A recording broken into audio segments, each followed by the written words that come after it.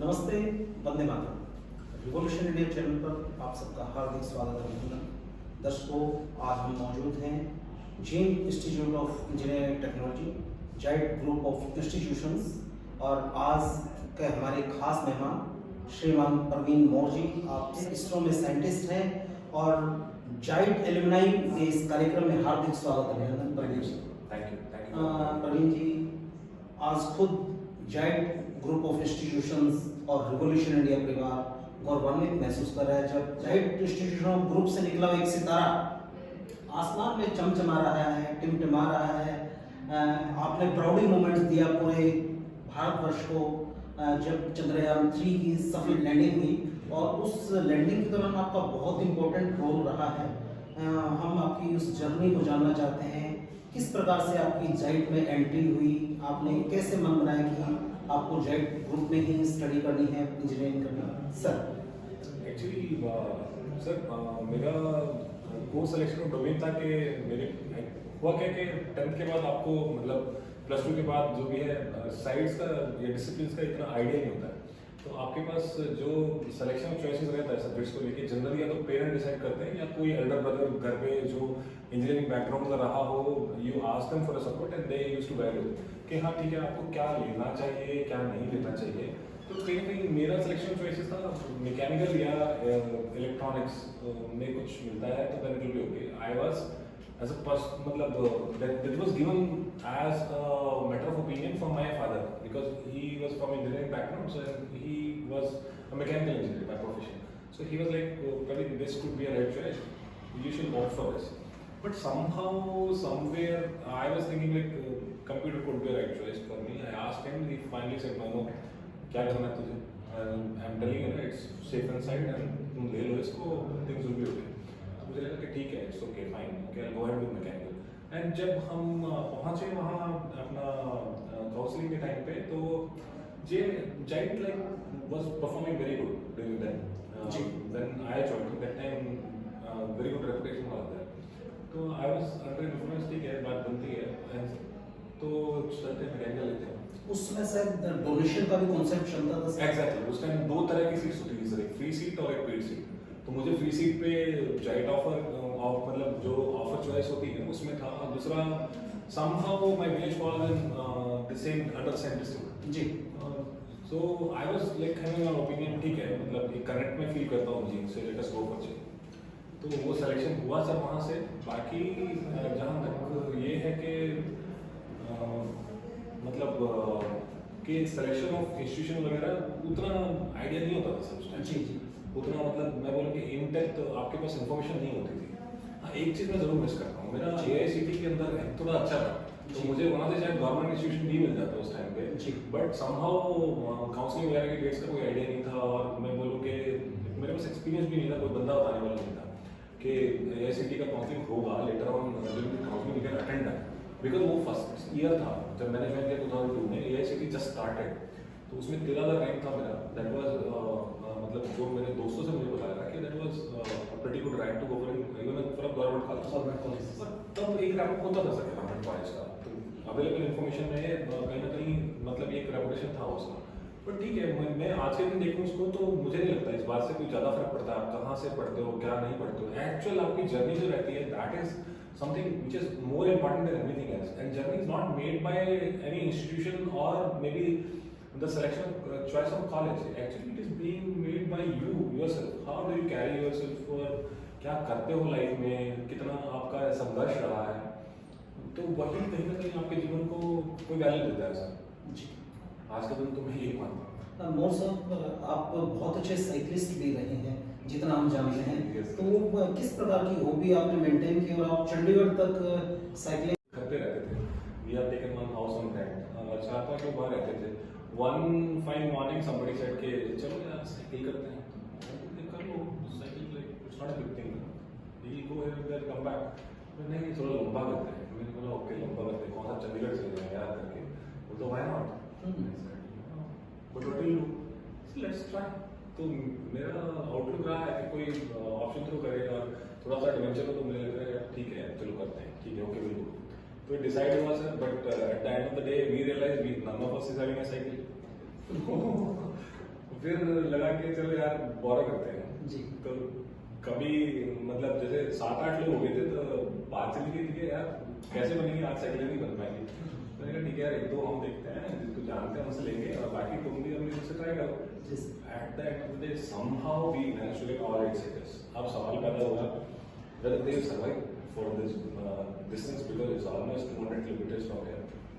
तो फिर लगा कि ठीक है यार पहले सर्विसिंग करा लेते हैं। तो पहले सर्विस कराया sir, next time morning we ourselves decided हो गया 5 बजे निकलेंगे and first stop will be somewhere in Kaithal.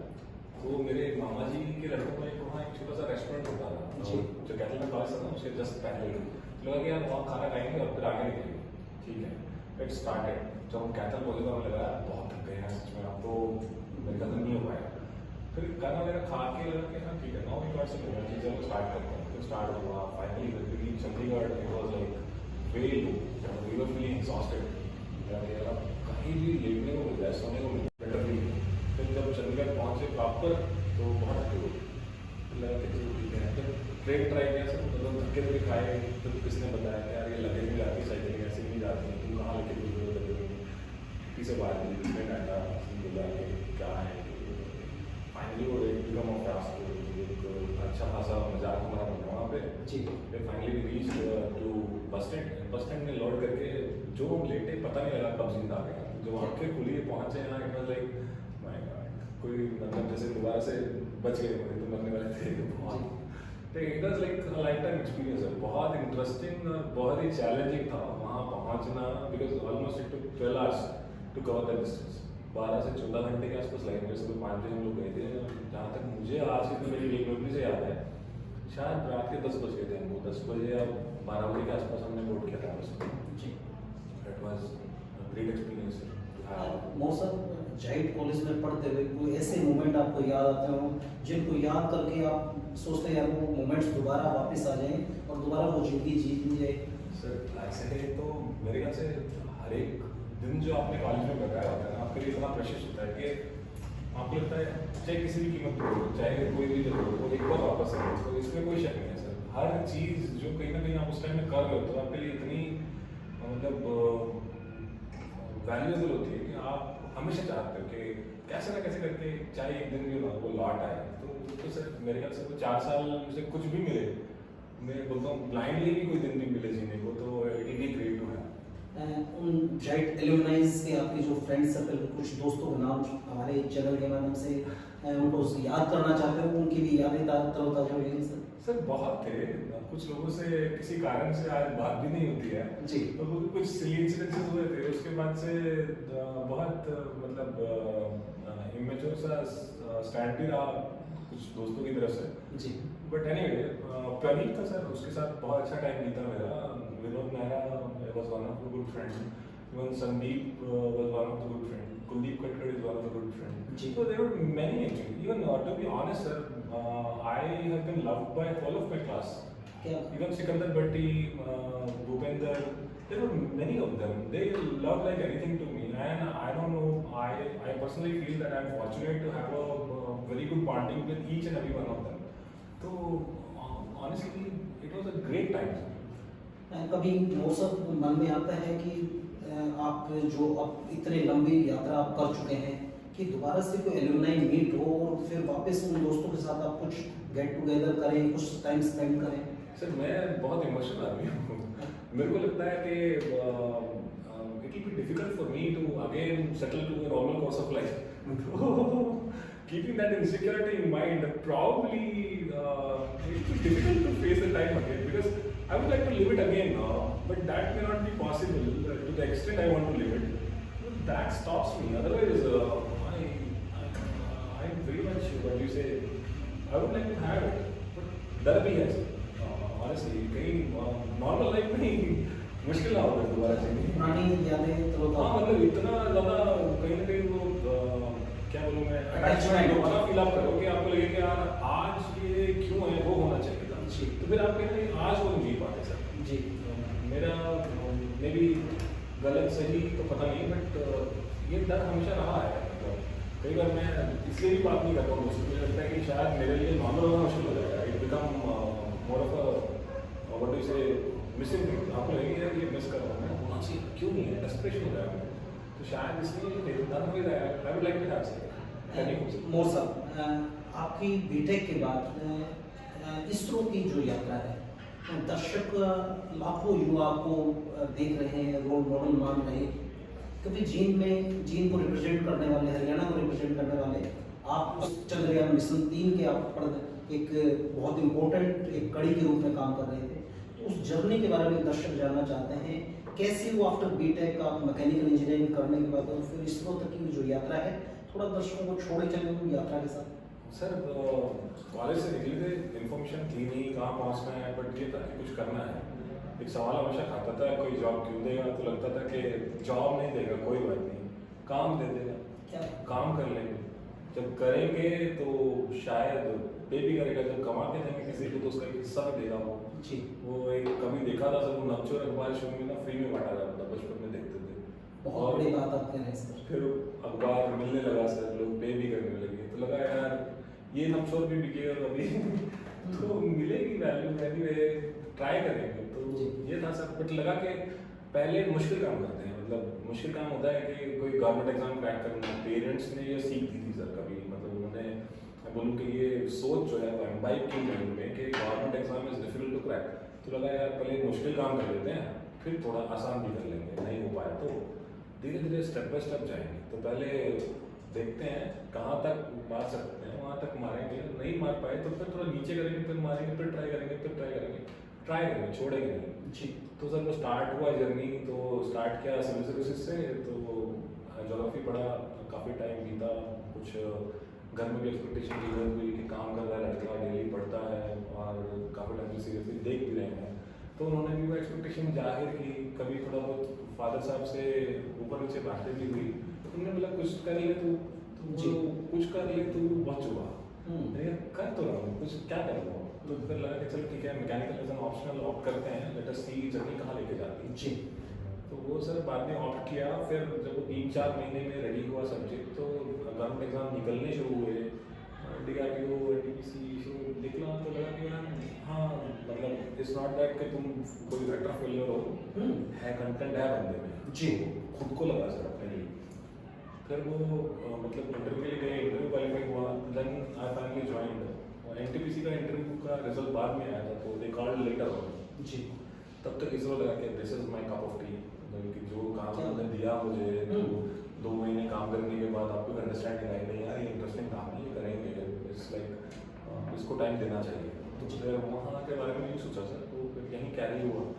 एक चीज़ जरूर मतलब थोड़ा कचोटती थी, घर से बहुत दूर है, सोशल स्ट्रक्चर कट जाएगा, जी, जिनको आज जानते हैं शायद वो मतलब धुंधले पड़ जाएंगे, तो ये तो हमेशा कचोटती, पेरेंट्स साथ नहीं रहेंगे, बिकॉज ये 2 साल में, 3 साल में, 4 साल में चीज़ें फील होने लगी यार, पेरेंट्स कभी नहीं रहेंगे साथ में से, तो क्योंकि because don't know the regional language, तो हमेशा प्रॉब्लम रहेगा।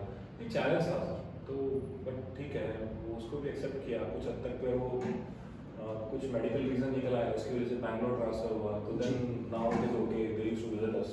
नहीं तो हमेशा ये तो तकलीफ थी सर में कि मेरा पेरेंट्स नहीं रहेंगे, क्योंकि वो मलयालम भी नहीं जानते हैं और वो इंग्लिश भी नहीं जानते हैं, they problem will not be able to adjust. तो हमेशा ऐसा रहेगा कि जिन्होंने तुम्हें इतना बड़ा किया, जिन्होंने इतना कुछ तुम्हें अपने जीवन से दिया, शायद तुम रिटर्न नहीं कर रहे हो उनको, तो वो तकलीफ होती थी, दिल में पीड़ा थी। हाँ मतलब वो होती थी सर। बट जब बैंगलोर आए तो they started visiting very frequently, तो लगा कि चलो ठीक है, now it become normal natural, तो कहीं ना कहीं वो कम हुआ सर। अभी फिर भी अच्छा है। अरे from 2021 onward I got an opportunity to serve in ISRO LPC satellite center in Bangalore, and thereafter even my domain got changed because of the change in the domain, मेरे को exposure भी मिला, मेरे को रॉकेट का भी exposure मिला, जी, आज सैटेलाइट में काम कर रहा हूँ उसका भी एक्सपोजर मिला। तो कहने मतलब है कि कुछ ऐड हुआ है, मतलब और कुछ इंटरेस्टिंग देखने को, समझने को मिला, जो पहले शायद उस तरह से नहीं दिखता है, समझता था, तो आज बेहतर दिखाई देता है काम को लेके, चीज़ों को लेके। मौसम एक लोगों में धारणा है कि इसरो के साइंटिस्ट सोशली इंटरेक्ट नहीं कर पाते सिक्योरिटी रीजन की वजह से। क्या कुछ ऐसी बातें होती हैं, क्या वो सामाजिक ताने बाने से थोड़ा हट जाते हैं ड्यू टू सिक्योरिटी रीजंस?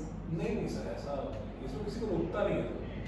एक चीज़ बहुत अच्छी है इसमें, मतलब रोकता कोई किसी को नहीं सर।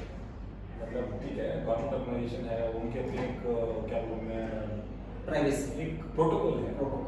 प्राइवेसी से भी ज़्यादा। बट ऐसा कुछ रोकने का नहीं सर, इसरो एक अकेला ऐसा गवर्नमेंट ऑर्गेनाइजेशन है जो रिसर्च में काम करने के बाद भी ओपन कॉन्ट्रैक्ट दे रहा है इंडस्ट्री को। तो almost everything, suppose if you are my industry partner, you are manufacturing some engine for me, it means you are having all the drawings, you are having all the data, right? Otherwise you cannot नॉट मैन्युफैक्चर, आप बना नहीं सकते ना, आपको drawing भी मिलेगी, डेटा भी मिलेगा, तभी आप प्रोडक्ट बना के दे सकते हो। बिल्कुल।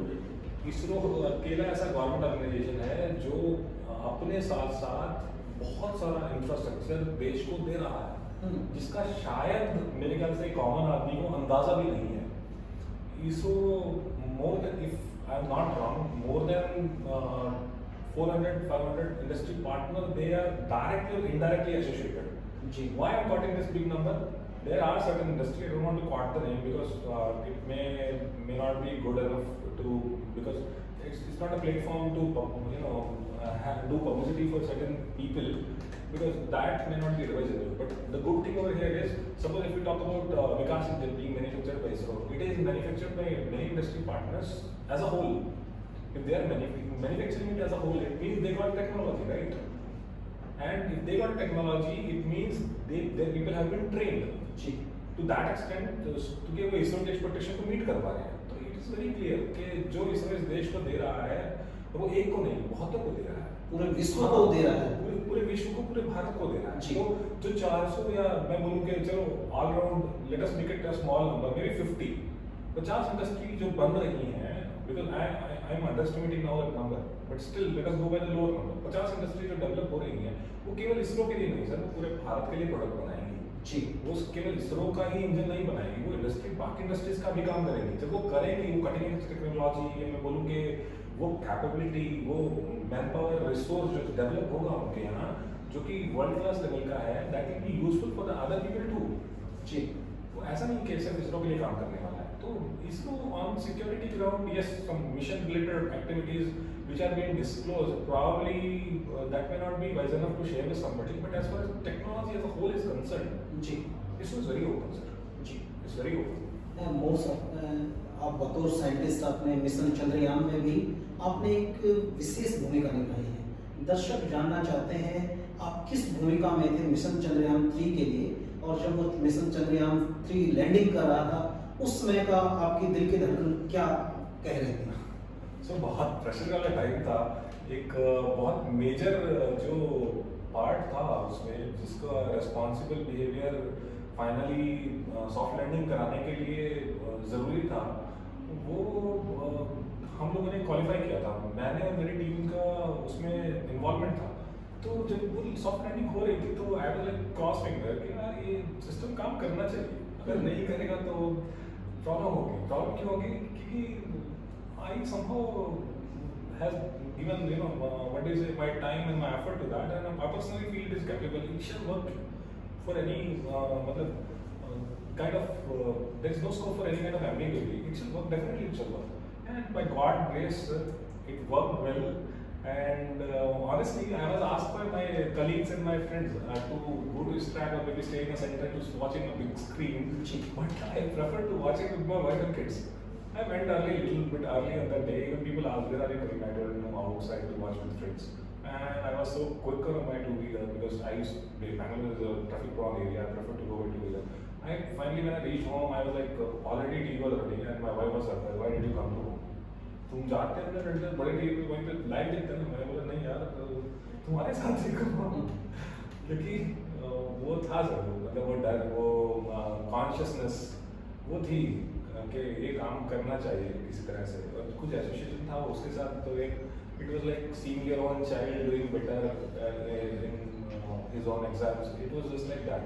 तो एक स्पेशल बॉन्ड था सर, क्योंकि रात दिन लगा के टीम ने कुछ काम किया था और मतलब एक एक्सपेक्टेशन भी बिल्डअप हो गई थी। पूरे भारतवर्ष में स्कूलों ने स्कूल का ऑफ टाइम के बाद बड़ी बड़ी एलईडी स्क्रीन्स लगाकर स्कूलों ने, और खासकर जींद की मैं बात करूं, जींद जिला प्रशासन हुआ, हरियाणा सरकार हुई, मुख्यमंत्री तक ने उस विषय को देखा है, बिल्कुल लाइव देखा है, और बड़ा प्राउडी मोमेंट्स हमारे लिए भी था, क्योंकि हम बचपन में पढ़ते जरूर थे PSLV, चंद्रयान 1, 2, 3, ये और बहुत बड़ी अचीवमेंट है, उसके लिए आपको ढेरों शुभकामनाएं। आपने पूरे हरियाणा प्रदेश को, भारतवर्ष को और जीन जहर को और जाइट ग्रुप ऑफ इंस्टीट्यूशंस को गौरवान्वित किया है सर।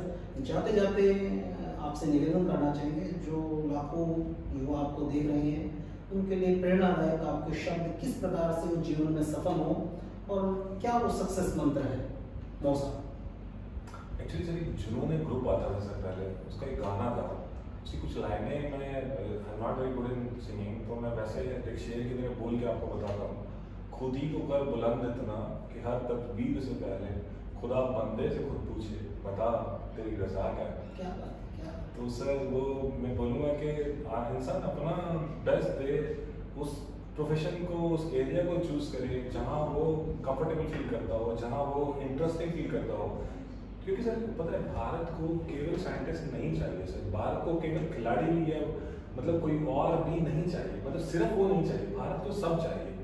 मतलब एक अच्छा ईमानदार बिजनेसमैन भी चाहिए भारत को, एक अच्छा ईमानदार सोशल वर्कर भी चाहिए, एक अच्छा ईमानदार गवर्नमेंट ऑफिशियल भी चाहिए, भले ही वो प्रोफेशन साइंटिफिक है या नॉन साइंटिफिक है। एक्चुअली बहुत अच्छा लगता है सर जब आप किसी गवर्नमेंट ऑफिस में जाते हैं, you have been treated well, बहुत अच्छा लगता है। तो ऐसा होना चाहिए सर, मतलब ऐसा इंसान को डिलीवर करना चाहिए। Everybody is carrying country on their shoulder, it's not that only the people those are fighting on the borders of India are only responsible for the image of the country or maybe the protection of the people.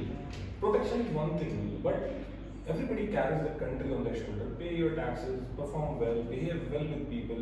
Because कोई गली मोहल्ला कहीं भी जब कोई एक दूसरे से लड़ता है और उसका पिक्चराइजेशन या उसका इंफॉर्मेशन बाहर जाता है, then you portray your own country. It's not that you are portraying your own dispute. It is being portrayed like the whole country. जब कभी कम्युनल राइट्स होते हैं वो दिखाई देते हैं, वो अच्छा फील नहीं करते sir. Being countryman it hurts somewhere कि क्यों कम्युनल राइट होने हैं, क्यों धर्म को इतना बड़ा बनाना है कि आपको डिस्प्यूट्स हो, झगड़ा हो। बस ये चाहूँगा सर मैं लोग करें इतना, बहुत ज़्यादा है सर, इतना भी कर देंगे बहुत ज़्यादा है। अपने हिस्से की ईमानदारी दे दो बस, उससे ज़्यादा चाहिए भी बीइंग कंट्रीमैन सर। क्या इतना हो इतना बहुत है सर।